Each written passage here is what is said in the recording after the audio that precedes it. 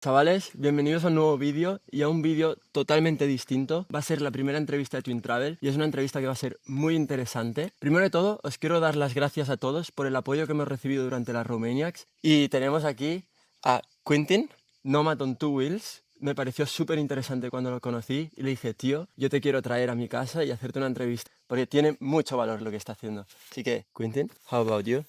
Yeah. Introducing myself, my name is Quentin, like you said, also known as Nomad on Two Wheels. And yeah, I've been traveling around the world for over 2 years now. I started in New York City, the northeast of the United States, is New York, Boston. Uh, Made my way across the United States towards LA, and then went down through Baja, Mexico, mainland Mexico, went all through Central America, into South America. And then I shipped my bike to Cape Town, South Africa, and went all the way up the west coast of Africa through Angola, Congo, Nigeria, all the way up into Europe. Went across Europe and competed in the Red Bull Romaniacs. Yeah, I ride a 2021 Yamaha Tenere 700. Love that bike. Yeah, I mean, that's pretty much everything that I've done in the past. Nice.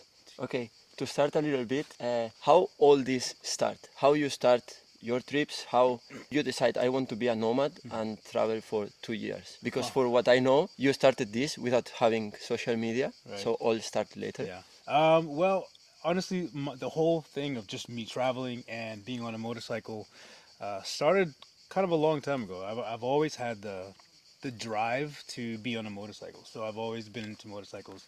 So I've been riding since I was 16 years old. Started off on dirt bikes, went to street bikes, and then went to the adventure world. As far as travel goes, so I've always kind of been into travel. It actually started off when I was very, very young, when I was in like second grade. And, my teacher, in my school, we always had this assembly that we would go to, and there'd be presentations. And one day, this guy gave a presentation, and he gave a presentation about hiking Kilimanjaro, Mount Kilimanjaro. When he gave that presentation, it was like I was just jaw dropped the entire time. So he's got like the projector, and he's here, and he's got the big screen, and he's talking to all the kids, and all the kids are sitting on the floor, and they're looking up, and they're like, oh, could they see this guy hiking his mountain? And then I think that was when it really stuck with me to that I wanted to hike Mount Kilimanjaro. Fast forward to 2014, where I was able to finally save up the money to get out and go and travel. And the first place I went was to go hike Kilimanjaro. And when I did that, it wasn't just the experience of hiking Kilimanjaro, but it was getting out into another world, outside of the United States, outside of my backyard. It was like, wow, I'm in Africa Yeah. right now, climbing Kilimanjaro. And then what I did was, because I had the joy of an experience of climbing Kilimanjaro, I also wanted to combine it with riding a motorcycle. So then I said, you know what, I'm just going to ride my motorcycle and travel the world, because I felt like if I can merge them two together, then, you know, I could fulfill my dreams. So, I think you have been like around 40 something countries. yeah. Which would you say it's the best country have you been? Oof. Because you have been to Oof. many. Talking to you out of cameras, it's Yeah. so crazy. Yeah. Choose two countries Yeah. to Two go. countries. Yeah. Okay. So to correct you really quickly, I've actually been to total of 71 countries. 71? I 71. was totally wrong. Well, no. You're not. You weren't wrong. I've been to 71 countries, but 42 of them have been by motorcycle. Okay. That's what it is. So, um, two countries that I would choose to. Oh man. Whew. All right, that's a tough one. Narrowing it down to two countries, I would probably say Colombia. Colombia, it's split by three different mountain ranges, the Andes Mountains. I never been. Yeah, it's amazing. It's actually you get the riding there. You go to the coffee region, and there's a lot of nice riding. There's a lot of mountains because it goes through three mountain ranges. You have the jungle, and you have in the middle. Then you go to the coast. So you have all different types of terrains. There's desert if you go to the Llanos region. Then there's mountains when you're in the coffee region. So it's really, really it really caters to the motorcycle riding world, um, off-road wise, and also pavement. You can go and do some really nice roads if you're paving on the pavement. So But for minimal camping, is it, for example, a good country where to go? Or you went more for hostels in Colombia? so I definitely went for more hostels and like I would say hostels and hotels. Yeah, Just kind of small because it's cheap. You know, yeah. South America is not super expensive, so you could get something pretty decent for 10 euros. That's very cheap. Yeah, yeah. But you could get internet and you can get hot shower, Yeah, yeah. bed. I So definitely for South America, I feel like Colombia was the one that impacted me the most. The second country, I would probably say it's between Botswana, Namibia, or Ghana. okay. One of the three. I can't choose. I cannot choose. It's very difficult for me to choose. I think. Oh man, if I had to choose, because you gotta It's a narrow. nice area there, no? Yeah. But dangerous animals around there? Ah, Nothing? dangerous animals. Because you had Well, some problems, no, with animals. You find them. Yeah, I think okay, so the thing is, I feel like when it comes to animals, wildlife, when you're on the road, it's good to just kind of understand where you are and where you're traveling and understand the animals that are in the area. Because if you kind of just go in with the blind eye, not knowing what is out there, it becomes a little bit more dangerous because you just don't know. That's Yeah. just the only thing, you just don't know. But I think if you're in Africa, you definitely will know and you understand what you're getting yourself into. Less likely you'll be bothered by animals. And if you come across an animal, a dangerous animal, and it does something or comes after you, generally it's because you just scared it. Most animals will run away from you. Yeah. But if you come across an animal that you scared and it's afraid and you cornered it, it's going to do something to defend itself. So Which is the animal you are more scared to? You know my animals. I am super scared to snakes yeah, and to bears. I yeah, have phobia. snakes and bears. Every country I ask you, I just ask, there are snakes. yeah, So yeah, that's right. I never ask you this, but which animal you are more scared to? I would say None. there are two animals that I'm a bit terrified of, and it's because of their intelligence level, and that is a honey badger, which is a little kind of like a raccoon thing, but it's long and it's extremely vicious and it's like very aggressive. Some people who know what they are, they're like, oh yeah, that thing is ruthless. And elephants. Oh. Elephants. I'm a bit afraid of them because when you see them, they're huge, and if you come across an elephant that is stressed out, and if you don't know anything about elephants, you could see an elephant that's stressed out, and then say, "Oh, look, it's an elephant," and then you stop on the side of the road, and then you get too close, and then it charges you, and now you're screwed. So, but elephants definitely coming across like maybe a herd of elephants, I would feel very like a little thrown back. But there are animals in Africa that can really cause a lot of deaths with humans, and that's hippos cause a lot Yeah. human deaths, and also buffalo, Cape buffalo.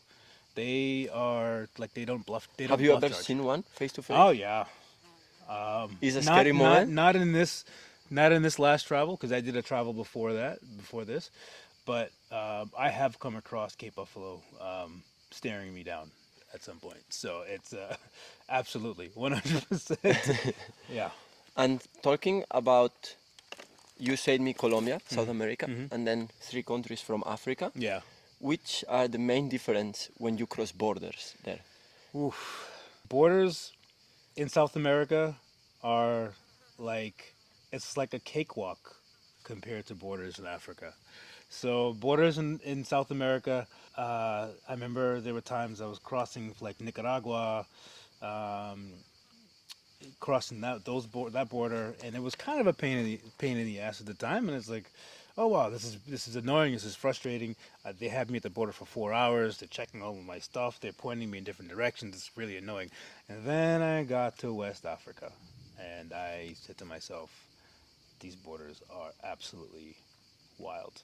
Uh, I've been, I've definitely been, I've been held up at a border and like purposely held up at a border Really? until the border closed, and then they told me that I had to sleep at the border. So I had to sleep at the gate of the border. Yes, They yes, did it on purpose. they did it Yes. on purpose. They Wow, they held me there on purpose. I that's was crazy. there. I was there about an hour before the border closed. I knew the border was going to close at 5. I got there at 4. They held me there until about 5:20, and said, "You can't cross." Wow. And they made me sleep there. More difficult Africa to Oh cross? yeah, oh yeah. You have the. I mean, just the borders alone, and then you have the visas. The visas are a nightmare because you have to time the visas accordingly. Every country you go to, you have to plan the visas like 2 countries ahead. So you have to make sure that the timing is right and when you're going to go in and when you're going to enter the countries. Because if they give you a time frame for the visas to enter the country, and if you don't enter the country before that time, before your visas expired, before you enter, before they the requirement of you to getting into that country, then you have to apply for it all over again. You have to pay all over again. That's another thing. The cost of the visas. Each visa that I had to take, I would say I spent about maybe 1,200, 1,300 euros Only in on visas. visas. On Just on these two visas. years. Just visas. In visas. Yeah. 1,000 euro. No, just Africa. Just Africa, 1,000 euro in visa. Fuck. Yeah. Not bad. Yeah. Not bad. Yeah. About cost and price is something I want to talk Yeah, of course. because it's very interesting, I Yeah, think, yeah. for the people. But first, I saw your Tenere Yeah. on the Romaniacs. Yeah. It's a nice Tenere because by looking, Yeah. doesn't look like a stock. It's Right. you see a weird Right. Tenere. So, which modifications you did when you start this trip? Oof. Okay. One thing I didn't mention, I did start this travel to compete as well. So the travel and race, that was kind of the goal. I met you in the So Romaniacs. yeah. I was supposed to travel and compete. So before I left, I did modify the bike for doing rallies, road book rallies. 'Cause that was kind of my thing, and I really enjoyed doing them. I put on a whole rally tower before I left. So I put a whole new nose on there. I took off the old nose and I put a whole new rally tower in the front. I upgraded the suspension to tractive suspension front and rear. There's closed cartridge in the front. Went heavier, a little heavier on the oil. This is something for the Romaniacs. Yeah. I would need your suspension. Yeah. setting. Yeah, it's crazy. You did the Romaniacs on stock suspension, yeah, man. yeah. That's I don't recommend to that the is people wild, this. man. That is so crazy. But yeah, so I did the suspension front and rear. What a huge difference it was with the stocks with the new suspension. Stock suspension really gets soft, and it really starts to get mushy and it feels weird. But this was the tractive suspension that I used was really good. There is More- something impact a lot Mhm. on your bike. Yeah. That it's the front light. Yeah. And all this looks Yeah. super different to Yeah. to the other bikes. Yeah, so with that, I mean, so actually when I put all the modifications on the bike and I started doing rallies and I did the rally in Colombia and I did some things in Ecuador and like when it came to me wanting to do the Romaniacs, I said to myself, I need a bike that's lighter than the bike I have right now. That was my assumption that I needed to get a bike that was a lot lighter. So I just started taking shit off the bike. I just started taking a lot of things off the bike. The front nose was one thing. I completely chopped the front nose off, and then I put on a kind of like a more of an old school style headlight in the front. And I also put dirt bike fairings all over it. I dismantled all the brakes as far as the ABS goes. I took everything out. I took out the ABS box. I took off the. When you travel, you have always also the ABS disconnect. No, like, this is for always. this was Only for the Romaniacs. This was only for the Romaniacs. Okay. This was only for the Romaniacs because by the time I got to Europe and to Netherlands, I was like, okay, my journey is close to being finished, and I just need to make this bike the best I can make it to help me with the race. So for the most part, I just started taking stuff off, and it's like there's a lot of things on there that I didn't need. So I just taking everything off, and yeah, I think I saved about 13 to 15 kilograms on it. So That's yeah, a lot of yeah, kilos for this bike. yeah. So it really helped out a lot in regards to the weight of the bike and things we like will that. we So will put a photo of your bike yeah, because by looking it's really cool. yeah, The yeah, yeah, difference between a stock Tenere yeah. and your Tenere, Absolutely, yeah. and I think you said me like your bike have like 100k Yeah, kilometers, something yeah, like yeah. It's this. got over That's 100,000. super Yeah, crazy. yeah. As a matter of fact, when I got to the Netherlands, I I was over 100,000, and then I had to go to the Romaniacs and then race the Romaniacs and then ride back to the Netherlands. So, but the problem is that when I took the ABS off, the ABS box, it disconnected the speed sensor, the speedometer. Yeah, So now it you happened can, the same on my yeah, bike. I yeah, don't have the front ABS yeah, sensor, yeah. so I don't have speed. The speed, I don't have anything. I yeah. don't know if the mileage of the bike Yeah, counts, yeah, but yeah, I don't have anything now. yeah. That's the same here. Same thing here. So I just pretty much was just like, I don't care. I'm just gonna take disconnected and just like guess how many kilometers. How many times you change the clutch in this 100k Oh man, kilometer? I have never changed my clutch. Never with Never 100k, changed. never. Never changed my clutch, man. Wow. But like we discussed before. I mean, you do a lot of hill climbs. Yeah. I don't do a ton of hill climbs on my bike. I have done some races, but you know, as far as utilizing my clutch to do things like climbing hills and stuff like that, I haven't put my clutch through that much stress. I feel like maybe because you live. This is your backyard, like Yeah. this is crazy. So there's a lot of hills, there's a lot of places to climb. So you're gonna put a lot more wear and tear on your clutch. I think also depends because you are doing 2 years trip, so Mhm.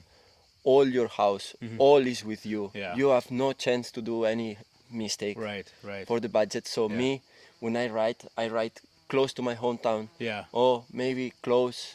I'm not so far like Yeah, you, yeah, yeah, yeah, so yeah. I can do more hard things on the Right. bike. Yeah, yeah. But if I was doing something like you, I think it's more difficult, and you think it twice when you see a hard climb and you Yeah. see the chicken wing Yeah, beside. yeah, yeah. You think it twice, like maybe I mess up and I Yeah. need to stay in this country Yeah. for 5 more days, Yeah, exactly. and I don't have this time. Yeah, yeah. You're absolutely right. I mean, there's definitely some moments where um, Google Maps is telling me to go straight, and straight is just I look up and straight is I have a fully loaded bike, and I'm just like,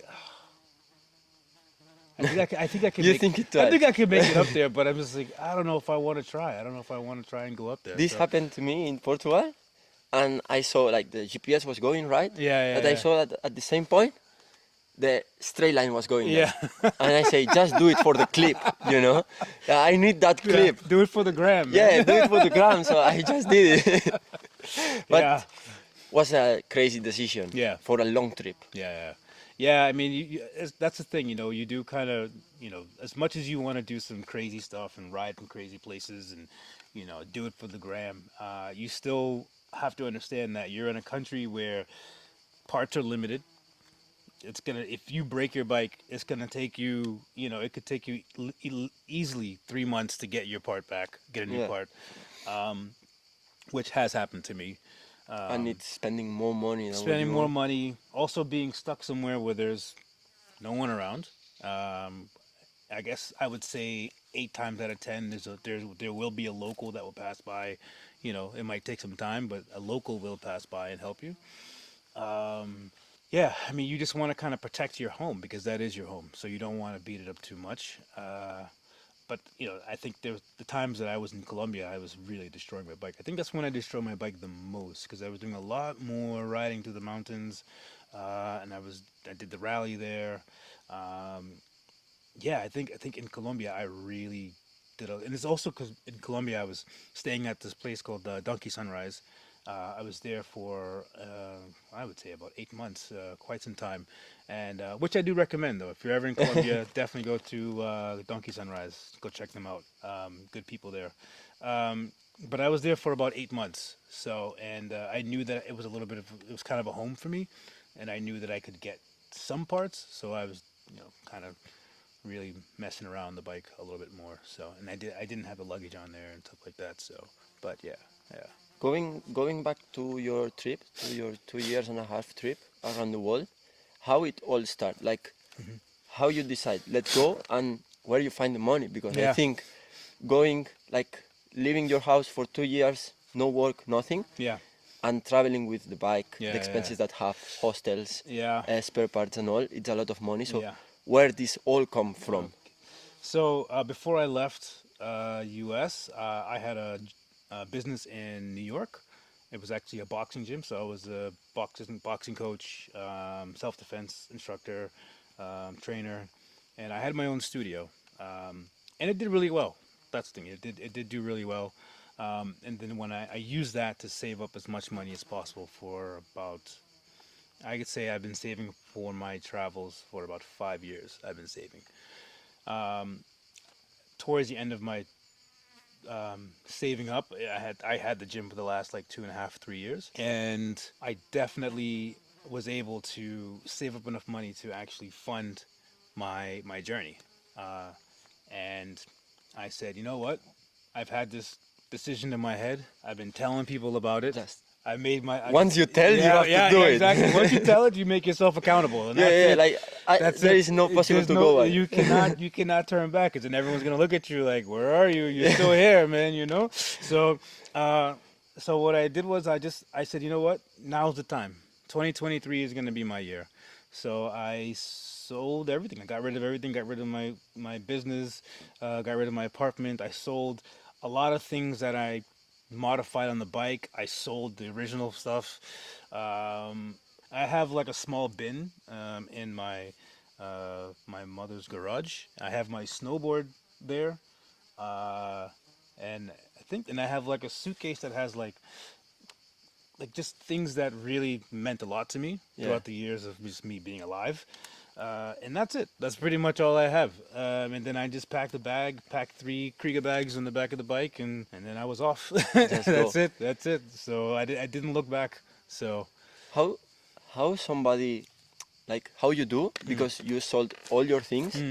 Let's say you have nothing when you go back to the States. yeah, So how can you go on your trip thinking that there is nothing behind you? You have just yeah, this money that you get from yeah, your yeah, company, from the house. You yeah. only have this. So once this finish, Yeah. how can you keep going Man, with all that's a this? good question. That's a really good question. Because the thing is, once you do leave, you realize you don't have much to go back to.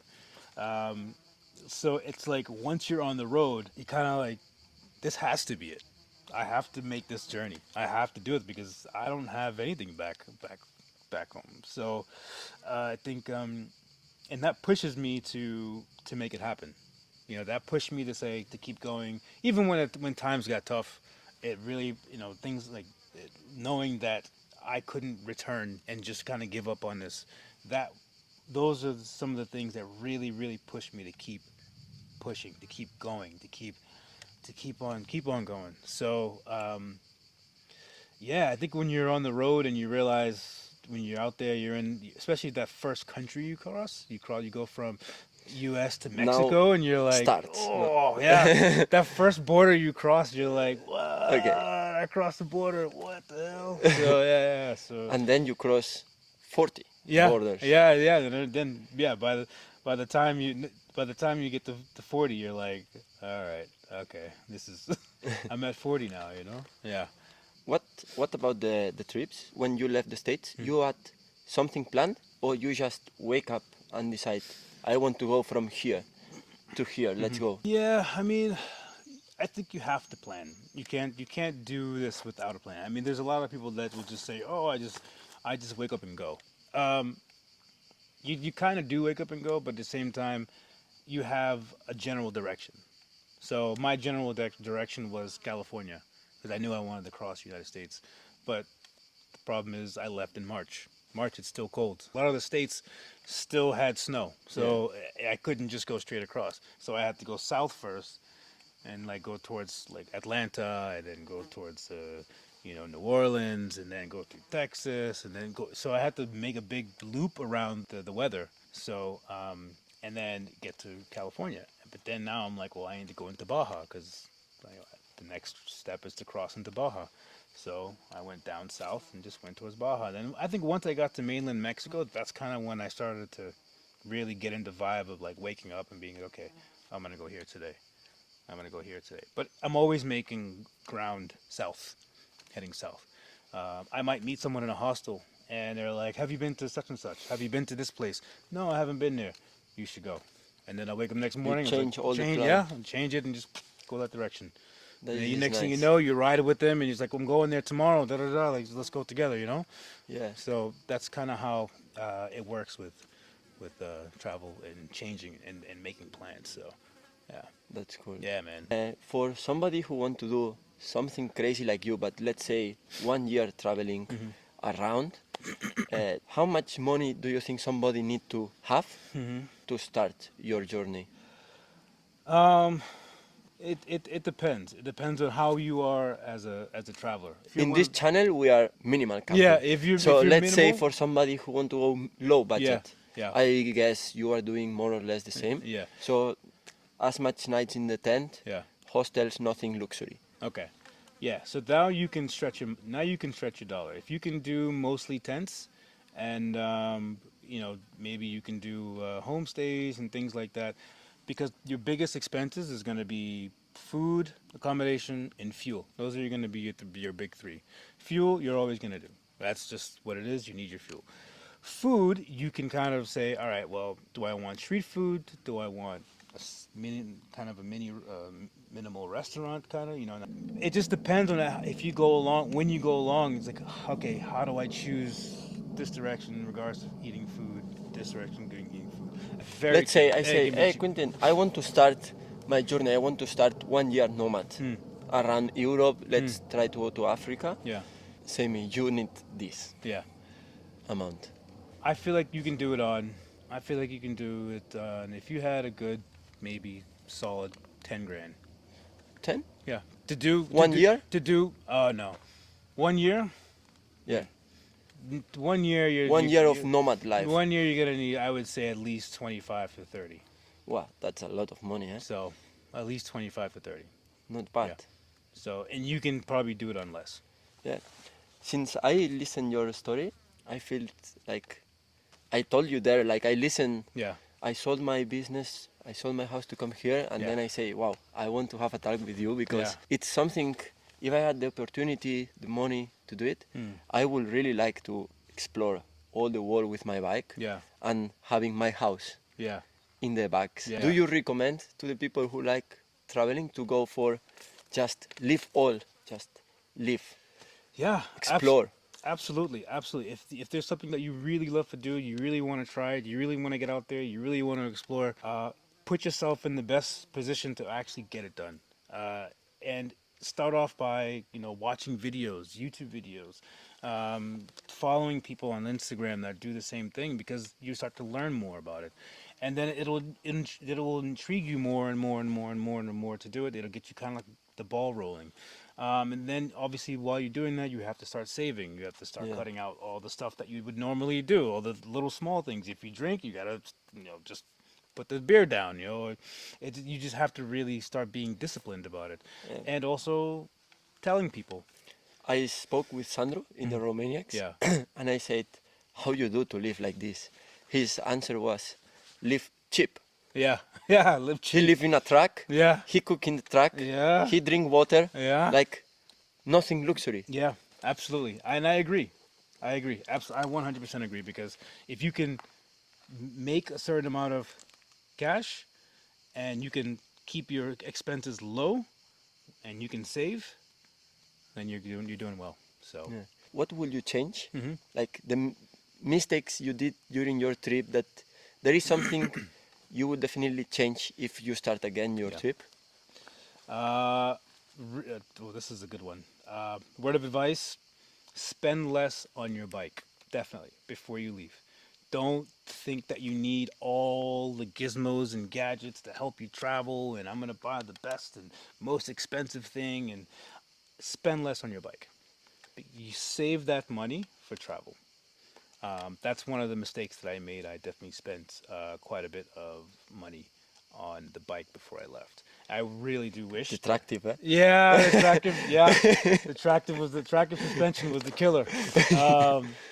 But I did spend a lot of money on the bike, and if there's one thing that I would really recommend in regards to, what I would go back on, it would definitely be save your money on the bike. Yeah, definitely. To finish this interview, I would like to know your future plans. This is something I don't know. Yeah. So I would like about your future plans. Yeah. I know something, but Yeah. what about Nomad on Two Wheels Yeah. for the next year, let's say? Okay, so Nomad on Two Wheels for next year. The plan is to uh, get back to Europe. So right now I have to head back to the States, kind of just ease my mind a little bit. I'll probably be off of social media just for a little bit, but I'll come back. I need to make a little bit more money because I've been on the road for 2.5 years and I haven't had a job. So I'm gonna go back, make some money, and then make my way back to Europe and find a way to really navigate through Europe because I really, really want to explore Europe a lot more. Will I be using the same bike? No, I think Dora, my bike, that's my bike's name, by the way. We will see a change on this. Yeah, I mean, I'm gonna keep her for the Red Bull Romaniacs. Wink, wink. You going back? I'm going back. With Excel. Yeah, yeah, Please. yeah. With Excel, yes, yes, yes, yes.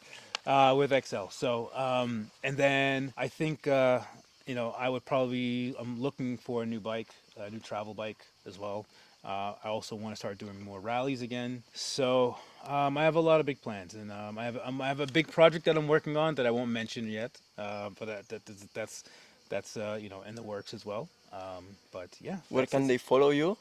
Yeah, you guys can follow me on Nomad on Two Wheels. I have Instagram. I also have a YouTube as well, but I haven't updated it as much. But I generally will update my Instagram a lot more. So Nomad on Two Wheels. I will leave it here. Yeah. Thank you so much. Yeah, man. Absolutely. It man. was a pleasure to meet you more. Thank you for having me, man. Y a Appreciate vosotros, it. espero que os haya gustado este tipo de vídeo distinto. Me hacía mucha ilusión tener a Quentin aquí sentado y espero que, bueno, lo hayáis podido conocer un poquito más. Y si queréis ver sus locuras, su viaje y todo, tenéis su Instagram en la descripción, darle un follow. Y si os ha gustado este tipo de contenido, dejármelo por los comentarios, que intentaremos traer a más invitados. Chao. What he said. I'll just say it like... No. Ah. What did you say? Now. No, it was a joke.